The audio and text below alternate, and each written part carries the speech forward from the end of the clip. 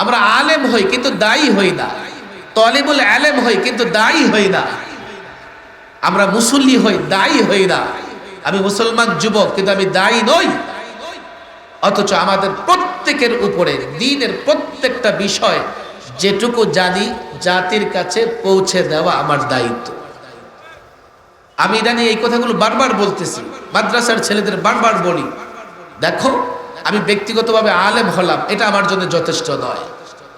আমি যতক্ষণ না আমার ঘর, আমার সমাজ, আমার গ্রামের লোকদেরকে ইসলামের দিকে নিয়ে যেতে পারবে, দাওয়াতি কাজ করা এটা বড়ই অভাব, বড়ই অভাব। দাওয়াতি কাজ করতে গেলে বড় প্রবলেম দেখা দেয় যে কিসের দাওয়াত দিব, কিভাবে দাওয়াত দিব। আমি একটা কথা প্রায় বলি, আপনাদের কষ্ট হচ্ছে না তো? বাংলাদেশে দাওয়াতের 3টা ময়দান আছে। কয়টা ময়দান? এটা প্রায় বলতেছে। আলহামদুলিল্লাহ, আল্লাহ তাবারক ওয়া তাআলা আমাকে 3 ময়দানে কাজ করার তৌফিক দিয়েছেন। এই যে মাহফিলে আমি কথা বলি, আমি কোনো বক্তা নই, বক্তা হওয়ার ইচ্ছাও কোনোদিন নাই। এরপরে চলতে চলতে মাহফিলও করতেছি, আর আমি নিজেও সরকারি মেহমানখানা থেকে বের হওয়ার পরে প্রোগ্রাম শুরু করেছি। প্রোগ্রাম শেষ করে আবার সফরে গেছি, ওমরা সফরে। এখন ওমরা সফর তো সহজ, ভিসাও সহজ, যাওয়াও সহজ, 6 ঘন্টার মধ্যে যাওয়া যায়। আগের এক সময়ে লোকেরা 6 মাস খরচ করে হজ উমরা করত। যাওয়া সহজ, ভিসা সহজ, কিন্তু উমরা করা বড় কঠিন। লক্ষ লক্ষ লোকের জমায়েত মক্কা এবং মদিনায়। মক্কাতুল মুকাররমায় হারামের ভেতরে যেতে হলে অনেক কষ্ট করতে হয়। আবার আপনি হারামের ভেতরে যাবেন, বসার জায়গা পাবেন না। বসার জায়গা খুঁজতে গেলে এমনিতেই 7 তাওয়াফ হয়ে যায়। কোনোভাবে যদি একটু বিলম্বে বের হন, একটু বিলম্বে বলতে জোহরের নামাজ 11:45, আপনি 11টা, 11:30 বাজে বের হয়েছেন, আপনাকে রাস্তায় নামাজ পড়তে হবে, তাও আবার কাবা থেকে 2 কিলোমিটার 3 কিলোমিটার দূরে। বিশেষ করে রমজানের শেষ দশকে এত মুসল্লিদের জমায়েত হয়, রাস্তা দিয়ে হাঁটা পর্যন্ত কষ্টকর হয়ে যায়। মক্কাতুল মুকাররমা, মদিনাতুল মুনাওয়ারা জিয়ারত শেষে আমি অনেকটা অসুস্থ হয়ে গেছি বটে। এরপরেও মাহফিলের প্রোগ্রাম, মাহফিলের দাওয়াত যেহেতু রেখেছি, বিশেষ করে মহিবুল্লাহ বুরহান ওলামাদের সঙ্গে বড় মহব্বত রাখেন।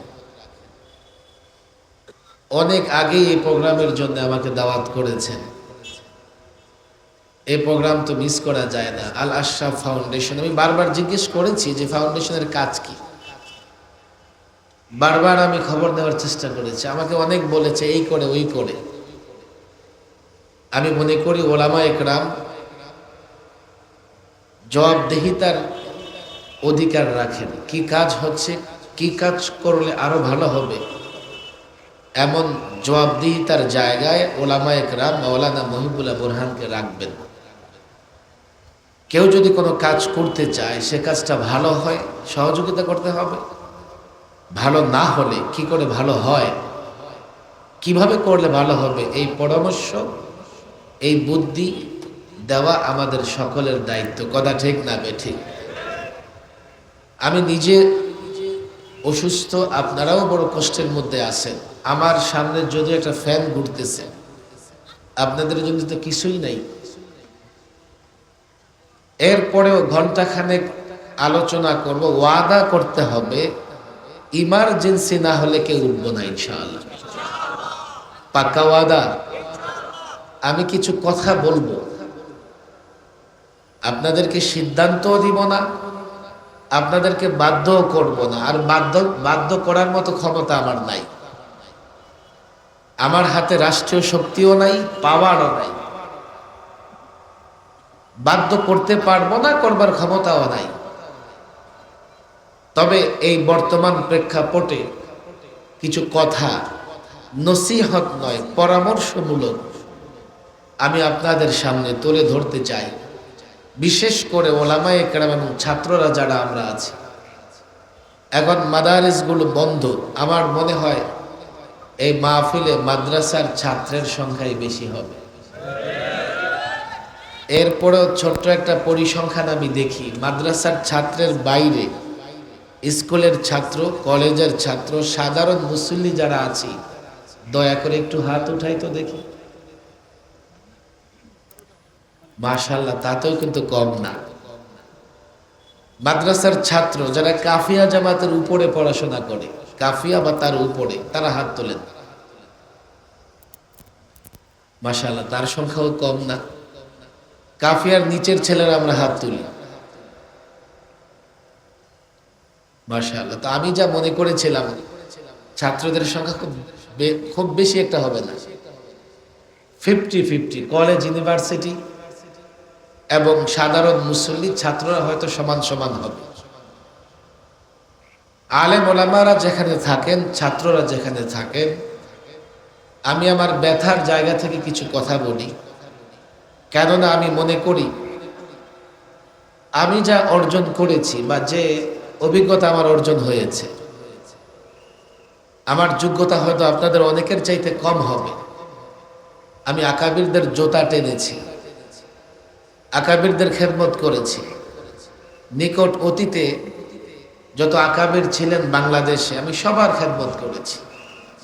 এক এক করে এক এক বুজুর্গের নাম আমি বলতে পারব।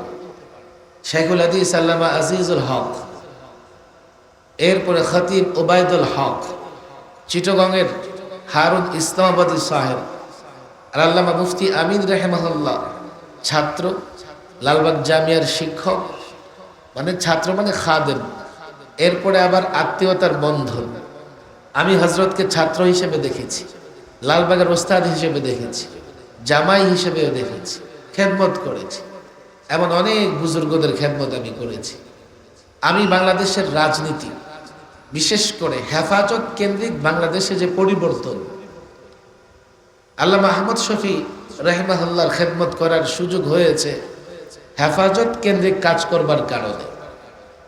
এরপরে হজরতের পরে আল্লামা জুনায়েদ বাবুনগরী রাহিমাহুল্লাহ, এরপরে এখন যিনি বর্তমানে আমাদের আমির, হেফাজত ইসলামের আমির আল্লামা মুহিবুল্লাহ বাবুনগরী দামাত বারাকাতুহুল আলিয়া, আল্লাহ তাবারক ওয়া তাআলা হযরতের ছায়া আমাদের জন্য দীর্ঘ করে দিন।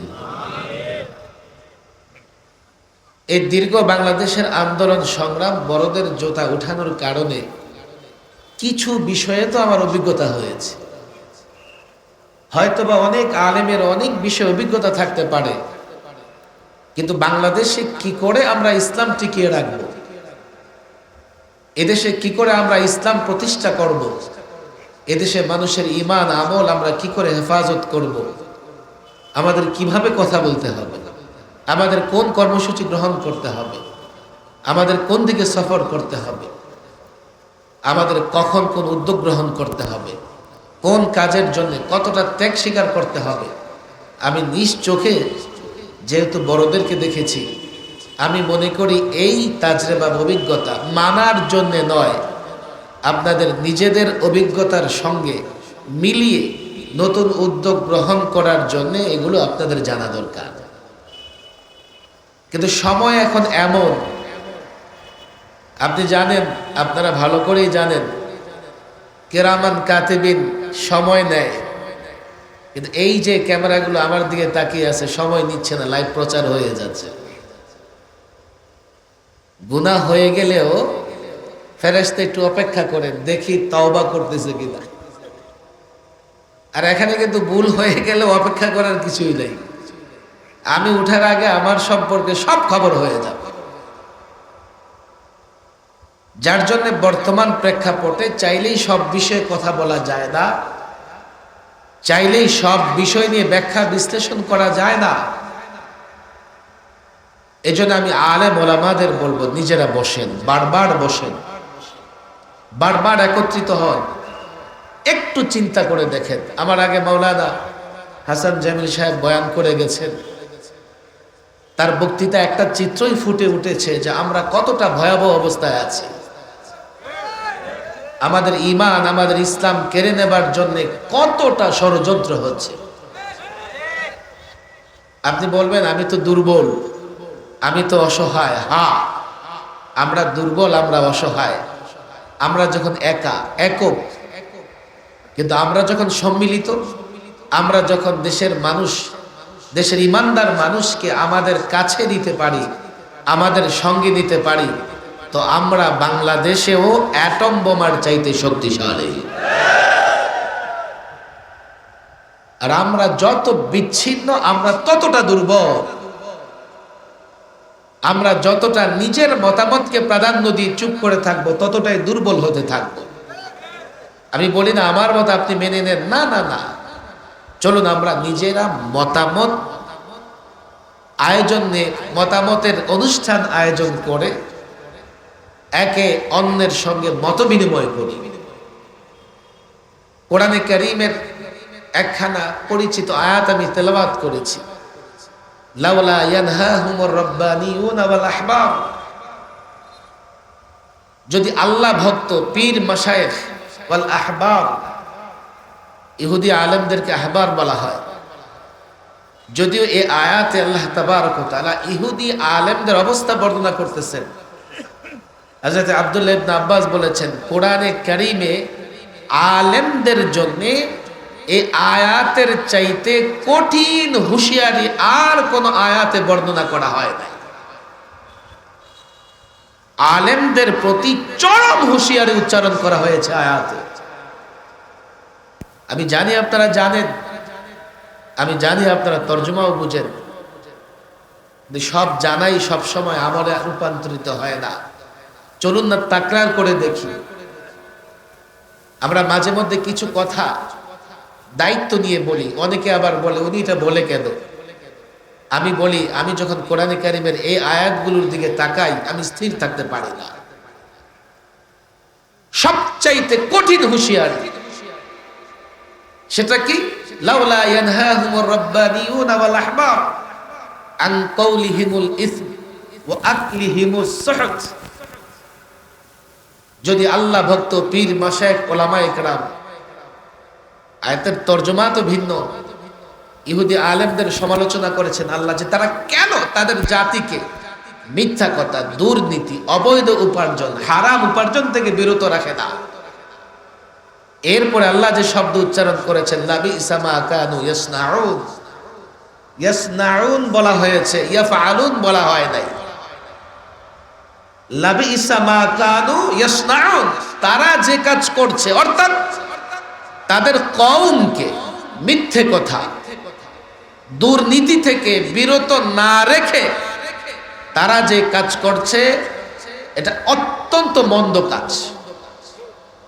লাবিসা মা কানু ইয়াসনাউন এ কথা বলা হয় নাই, লাবিসা মা কানু ইয়ামালুন এ কথা বলা হয় নাই, লাবিসা মা কানু ইয়াফআলুন তারা যা করছে মন্দ, না না, সনাআত, সনাআ ইয়াসনাউ। আমি যদি একজনকে জিজ্ঞেস করি, ভাই আপনার পেশা কি, এর মানে হচ্ছে আপনি দীর্ঘ সময় ধরে কি করেন। আপনার পেশা কি মানে এই নয় যে আপনি এখন কি করেন। আমি বলবো আপনার পেশা কি, আপনি বললেন যে আমি ভাত খাই। এটা আমি দেখতেছি ভাত খাই। পেশা মানে সকাল সন্ধ্যা দিন রাত মাস আপনি কি করেন। তারা যা করছে এটা এত চরম নিন্দনীয় কাজ যা আল্লাহ তাবারক ওয়া তাআলা ইয়াসনাউন দ্বারা ব্যক্ত করেছে। আলেম ওলামা, ছাত্র জনতা, আয়াতের তাফসীর করলে অনেক সময় লাগবে। এর মানে হচ্ছে এ উম্মতের আলেমরা যদি মিথ্যা থেকে, দুর্নীতি থেকে এই জাতিকে নিষেধ না করে, বিরত না রাখে, তাদেরও সমালোচনায় আয়াতে তারা বড় মন্দ কাজ করতেছে। কথা ঠিক না বে ঠিক?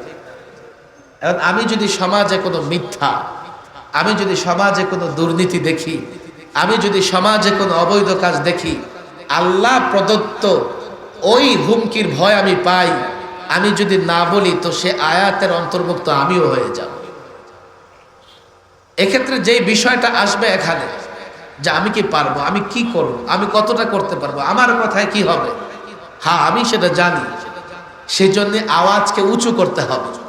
একজনের আওয়াজ উঁচু না হলে 10 জনে মিলে আওয়াজ দিতে হবে। 10 জনের আওয়াজ যদি কান পর্যন্ত না পৌঁছে 1000 জন মিলে আওয়াজ দিতে হবে।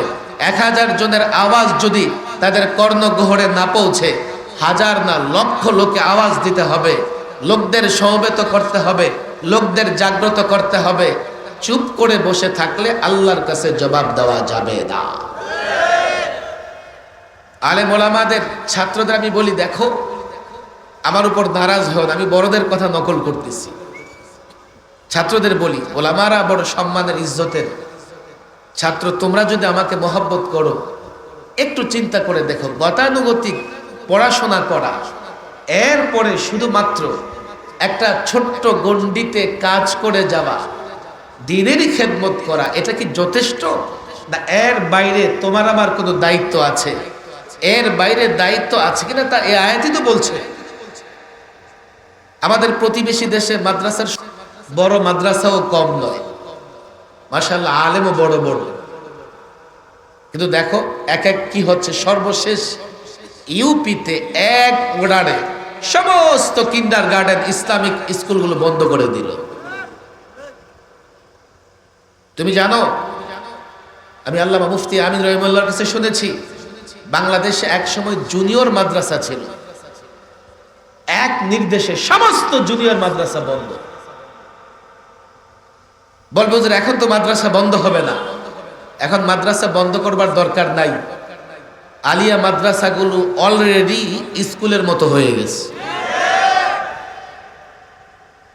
এখন আলিয়া মাদ্রাসার বইয়ের প্রচ্ছদে হারমোনিয়ামের ছবি থাকে, হিজাব ছাড়া নারীর ছবি থাকে।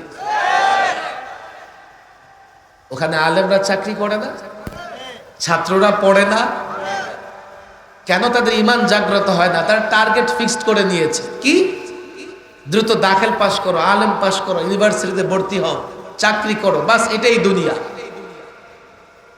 তাহলে মাদ্রাসায় যাও কেন? কলেজ ইউনিভার্সিটিতে পড়ো। মাদারেসা কওমিয়া, এ নিয়েও ষড়যন্ত্র কম নয়। একটা ষড়যন্ত্রের ব্যাখ্যা দিতে গেলে অনেক লাগবে। এগুলো প্রথম কাজ হচ্ছে জাতিকে বুঝাইতে হবে।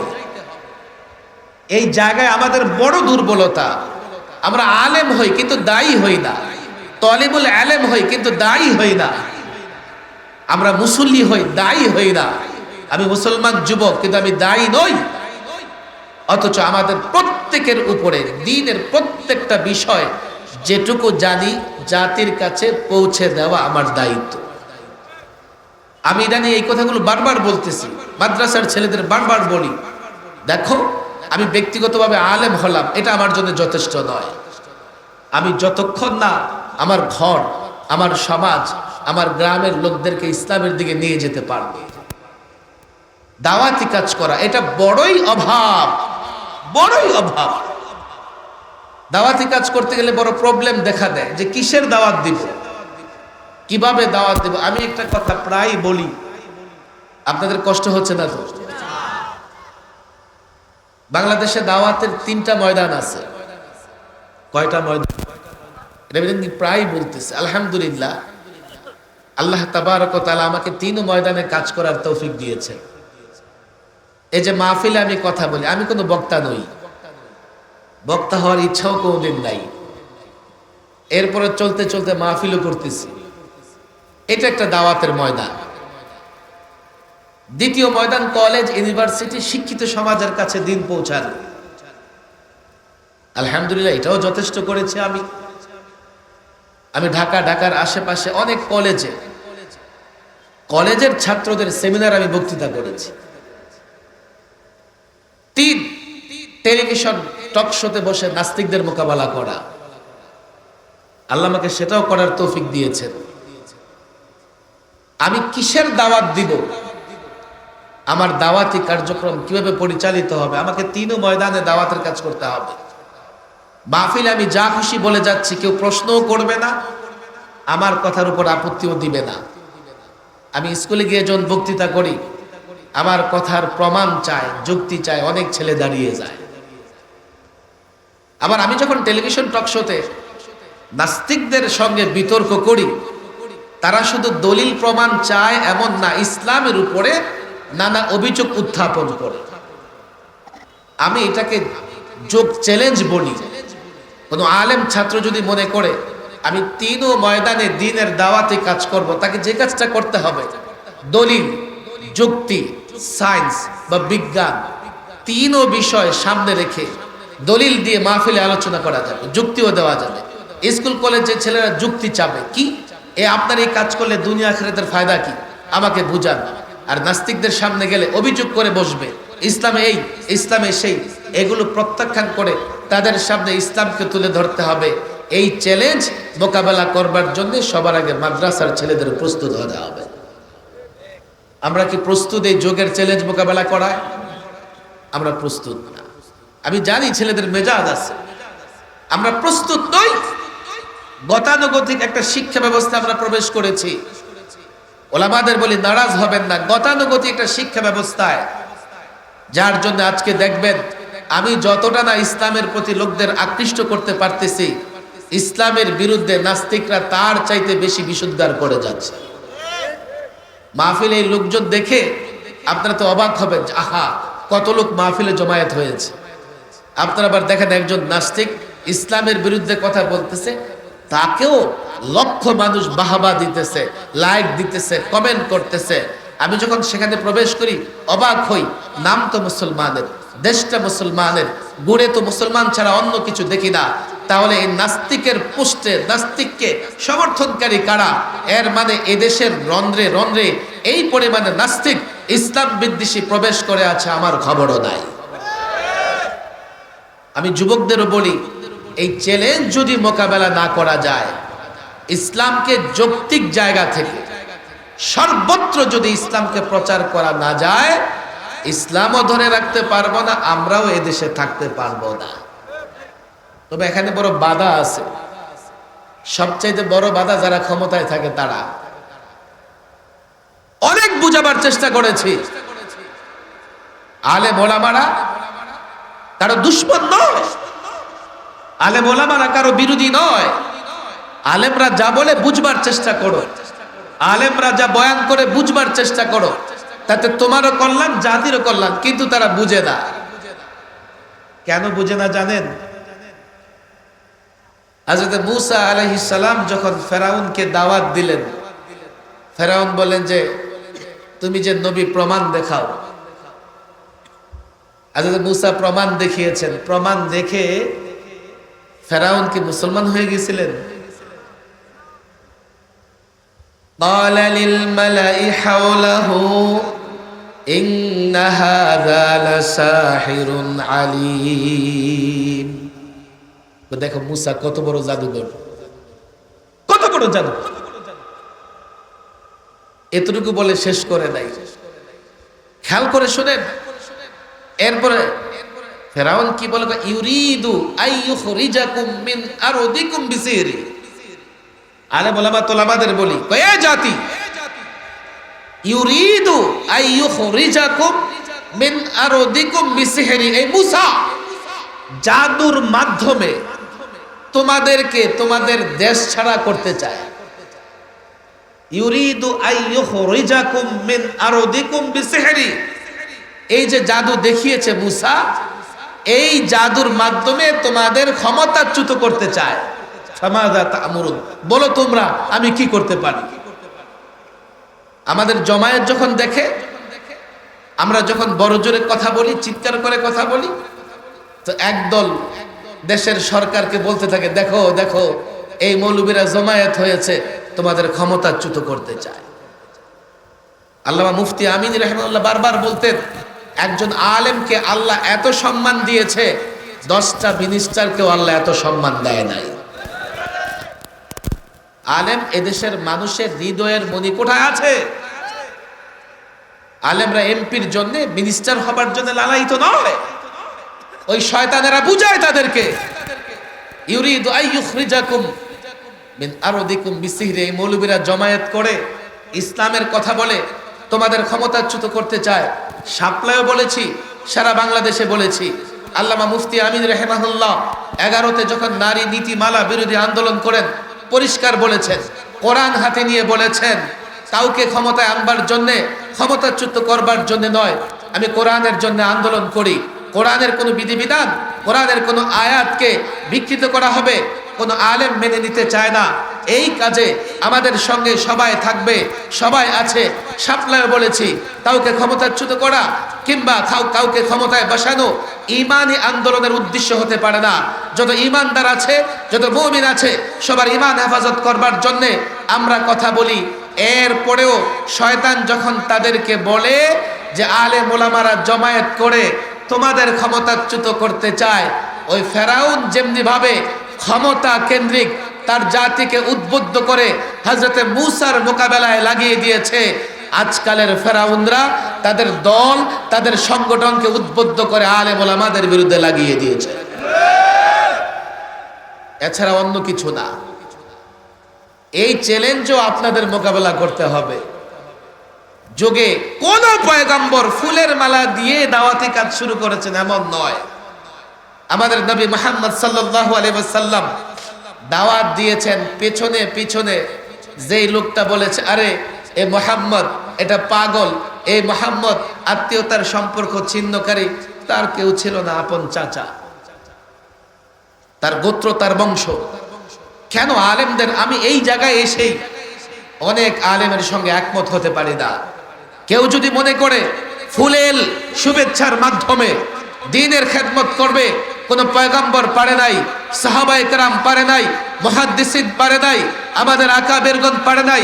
আমি বাংলাদেশে আকাবেরদের দেখেছি, বাংলাদেশের বুজুর্গকে দেখেছি। আজকে ওলামায়ে কেরাম, ছাত্র সমাজ এই জায়গায় বলি, আমরা হঠকারী নই, আমরা হঠকারী নই, আমরা বিদ্বেষী নই। আমরা যথাযথ জায়গায় আমাদের আওয়াজ পৌঁছে দিতে চাই। আমরা হিকমতের সঙ্গে, প্রজ্ঞার সঙ্গে, যুক্তির মাধ্যমে আমাদের দাওয়াত তাদের কাছে পৌঁছে দিতে চাই। কিন্তু তারা যদি ভয়ে, ভীতু হয়ে আমাদের বিরোধিতা করে, হ্যাঁ তোমরা করতে পারো, জুলুম করতে পারো, নির্যাতন করতে পারো, বন্দি করতে পারো, আল্লাহর কসম একজন আলেম দ্বীন থেকে, ইসলাম থেকে, দ্বীনের কথা বলা থেকে এক চুল পরিমাণ পিছপা হতে পারবে না।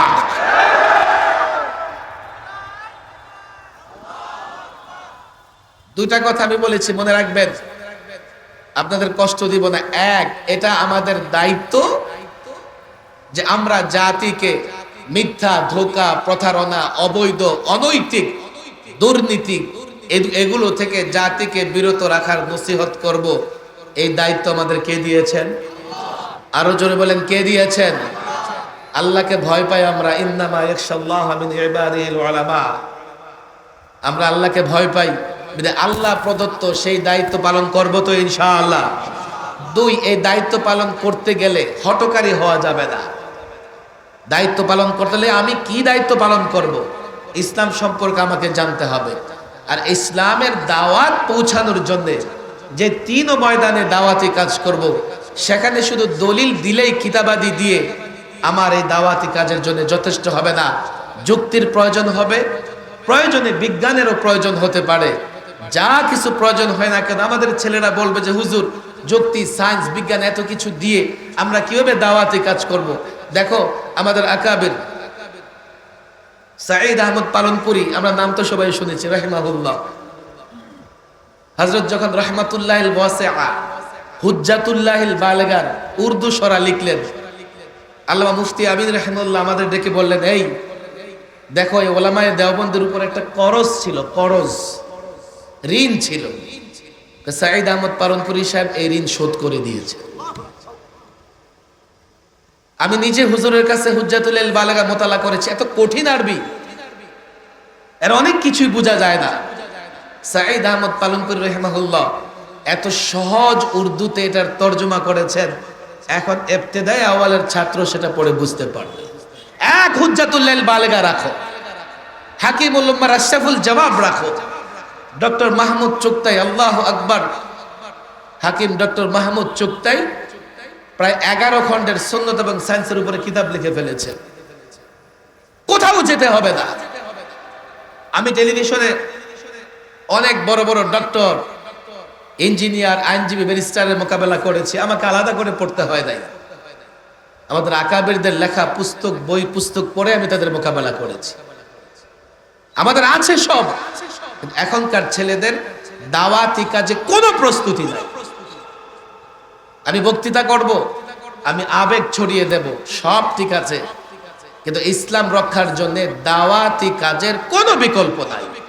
আমরা দাওয়াতি কাজ না করলে এই সমাজ আমরা তৈরি করতে পারবো না, আমাদের সামাজিক শক্তি বৃদ্ধি পাবে না। এই জন্য আমি বলি আলেম ওলামা ছাত্রদেরকে, দেখো আমি বড় ব্যথার জায়গা থেকে তোমাদের বলতেছি, দাওয়াতি কাজের প্রস্তুতি নাও, প্রত্যেকে দায়ী হও, দায়ী হও। তুই মনে করতে পারো দায়ী হলেই নিরাপদে দাওয়াতি কাজ করবে, না না না। ইবলিস ক্ষমতা কেন্দ্রিক, তার জাতিকে হয়তো বা কি করবে, উদ্বুদ্ধ করবে যে এই মৌলবী চ্যালেঞ্জ, এই মৌলবী চ্যালেঞ্জ, বিপদ আসবে, আমরা নবীদের সুন্নাহ অনুসরণ করব, বিপদে পড়েও আমরা দাওয়াতি কাজ ছাড়বো না। পাক্কা ওয়াদা করবো তো ইনশাআল্লাহ? লম্বা করে ছাত্রদের আমি হাত দেখতে চাই, প্রত্যেকে দায়ী হব ইনশাআল্লাহ। আমাদের মুসল্লি ভাইরা হাত উঠান, হাত উঠান লম্বা করে, যুবকরা হাত উঠান। আমরা প্রত্যেকে দায়ী হব তো ইনশাআল্লাহ? প্রত্যেকে দায়ী হব তো ইনশাআল্লাহ? ইসলামের দাওয়াত দেব। কিসের দাওয়াত? আরো জোরে, কিসের দাওয়াত? কিসের দাওয়াত দেব? জোরে বলি, কিসের দাওয়াত? পূর্ণাঙ্গ দিন, পূর্ণাঙ্গ ইসলামের দাওয়াত দিব তো ইনশাআল্লাহ? পূর্ণাঙ্গ ইসলামের দাওয়াত দিব তো ইনশাআল্লাহ? আমি এই অনুরোধ করি ওলামাদেরকে, আমি বরুণার ওলামাদের বলি, আপনারা মাশাআল্লাহ, আমি হুররা মাদ্রাসায় তো হুজুরের মাদ্রাসা আসছিলাম, অনেক আলেম জমা হয়েছে, আমি সেখানেও বলেছি, আমি যে দেয়ালের উপাশে অন্ধকার দেখতেছি, আমি এই কথাটাই বলি, দেখেন আমি এতটুকু বড়দের জোতা টেনে আমি দেখেছি, এখনো যদি আমরা সতর্ক না হই, দেখেন 10টা গাঞ্জুটি একসঙ্গে বসে গাঞ্জা টানে, কথা ঠিক না বেঠিক? কিন্তু আমরা 10 জন আলেম কিন্তু একসঙ্গে রাস্তায়ও চলতে পারি না। আশ্চর্যের বিষয় হলো এটা, এই সমাজে ভালো লোকের সংখ্যা বেশি না মন্দ লোকের সংখ্যা বেশি? ন ভালো লোকের। আপনি আপনার গ্রামে দেখেন, মন্দ লোক গাঞ্জুটির সংখ্যা হাতে গোনা কয়জন হবে? ভালো যুবকদের বেশি। লোকেরা বলে মন্দ মানুষের কারণে সমাজ নষ্ট হয়, আমি বলি সমাজ নষ্ট হয় ভালো মানুষের নীরবতায়। গাঞ্জুটি 10টা একসঙ্গে গাঞ্জা টানে, আর ভালো মানুষগুলো একসঙ্গে বসতেও পারে না। ছাত্রদের বলবো, তোমরা পারো এই জাতিকে নেতৃত্ব দিতে, তোমরা যুবকদের ধরে ধরে মসজিদ ভিত্তিক, আমি কাউকে মারধর করতে, ভাঙচুর করতে, হুমকি হামলা করতে বলি না, শুধু ভালো মানুষগুলো যদি একসঙ্গে চলে, এলাকায় মন্দ মানুষ থাকতে পারবে না। আমরা ভালো মানুষগুলো বিচ্ছিন্ন, এক হব মসজিদ কেন্দ্রিক। মসজিদ কেন্দ্রিক যদি এক না হয়, আমি কিন্তু দেয়ালের এপারে অন্ধকার দেখতে পাচ্ছি, দ্রুত এই সমাজ ব্যবস্থা আমাদের হাতছাড়া হয়ে যাচ্ছে, আমরা সামাজিকভাবে দুর্বল হয়ে যাচ্ছি, আমরা ইসলামের বিধিবিধানগুলো পরিপূর্ণ ব্যাখ্যা করতে পারতেছি না। এখনই যদি আমরা দাওয়াতি কাজে মেহনত না করি, আমরা কিন্তু সমাজকে ধরে রাখতে পারবো না। প্রায় বলি আমাদের আকাবেরা সব ধরনের কাজ করেছে, কিন্তু এখন আমি অনেক কাজ করলে বাধাগ্রস্ত হই। কেন কেন বলো, আমাকে বলো। বলবো যে কে বলেছে? আমরা তো সব কথা বলি। আরে শুধু কথাই তো কোনো যায় আসে না, কথা তুমি সারাদিন বলো, যতই তুমি মিষ্টি মিষ্টি জপতে থাকো, কোনোদিন তোমার মুখ মিঠা হবে না যতক্ষণ না মিষ্টি খাও। কথাটাকে কাজে পরিণত করার দরকার আছে না নাই? আমি ব্যাপকভাবে ওলামাদের হাতে পায়ে দৌড়ে বলি, প্রত্যেক ছাত্র দায়ী হবে, প্রত্যেক মহল্লায় সে দাওয়াতি কাজ করবে। দাওয়াতি কাজ করবে ইসলামের। কিসের? বলেন কিসের? আরো জোরে বলেন কিসের? ইসলাম পূর্ণাঙ্গ দিন। আমি যদি পূর্ণাঙ্গ দিনের মেহনত এলাকায় করি, আমার বিশ্বাস পর্যায়ক্রমে মানুষ ইসলামের দিকে ধাবিত হতে থাকবে। আল্লাহ তাবারক ওয়া তাআলা এই ফাউন্ডেশনকে কবুল আর মঞ্জুর করে দিন। আপনারা সেই দুপুর থেকে বসে আছেন, আমি আপনাদেরকে আটকায় রাখতে চাই না। মাহফিল হবে ইনশাআল্লাহ, আরো হবে। মাওলানা মহিবুল্লাহ বোরহানও মেহনত করতেছে। আমি ওলামাদের বলি, ব্যাপকভাবে বলি, যেখানে যুবক ছাত্ররা দিনই কাজ করে, আপনারা পরামর্শ দেবেন, আপনারা সহযোগিতা করবেন। আল্লাহ তাবারক ওয়া তাআলা আমাদের সকলকে দিনের দায়ী হিসেবে কবুল আর মঞ্জুর করে দিন। ওমা তৌফিকি ইল্লা বিল্লাহ ওমা আলাইনা ইল্লাল বালাগ। হ্যাঁ, কোথায়? আচ্ছা আচ্ছা, আমাদের বট্টগ্রাম হুজুরের চলে আসছে না, একটু অপেক্ষা করতে হবে।